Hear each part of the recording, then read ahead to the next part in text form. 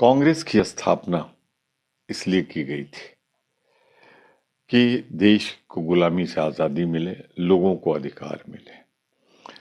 कांग्रेस कई मोड़ पर, चाहे वो लाहौर अधिवेशन हो, चाहे बेलगाम का अधिवेशन हो, चाहे वो मुंबई का हो, हर जगह देश की आजादी की लड़ाई के लिए संघर्ष करती रही।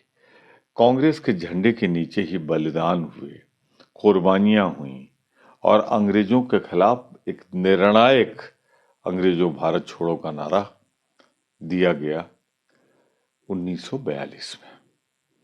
और उसी के बाद 15 अगस्त 1947 का दिन आया। महात्मा गांधी, तिलक जी, लाजपत राय, नेताजी सुभाष चंद्र बोस, पंडित जवाहरलाल नेहरू, तमाम ऐसी हस्तियां थी जिन्होंने समय समय पर नेतृत्व किया और तब तक संघर्ष किया, कुर्बानियां देते रहे, बलिदान देते रहे, पुलिस की लाठियां खाते रहे, अंडमान निकोबार की जेल भरते रहे, जब तक कि देश आजाद नहीं हो गया। दुर्भाग्य है कि आज वो लोग सत्ता में बैठे हुए हैं जिन्होंने अंग्रेजों का साथ दिया था, मुखबिरी की थी, उनकी सेना में भर्ती होने का ऐलान किया था। सरकार ने इस मांग को मान लिया है, लेकिन किस तरह से आते दुखद है, दुर्भाग्यपूर्ण है, बहुत ही पीड़ादायक है। ये घटिया राजनीति है भारतीय जनता पार्टी की और उसकी सरकार की।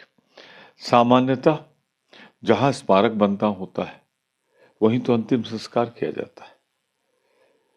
क्यों नहीं सरकार ने लगभग उसे 36 घंटे मिले, एक निर्णय क्यों नहीं लिया? जमीन है, रखी हुई है जमीन, अगर वहीं अंतिम संस्कार होता। इसी को कहते हैं अहंकार, इसी को कहते हैं हीन भावना, इसी को कहते हैं एक जीते जी तो किए ही, मरने के बाद भी दुश्मनी निभाना। कहाँ विराट व्यक्तित्व डॉक्टर मनमोहन सिंह का, जिन्होंने देश को आर्थिक गुलामी से मुक्त करके एक नए दौर का भारत की कहानी लिखी।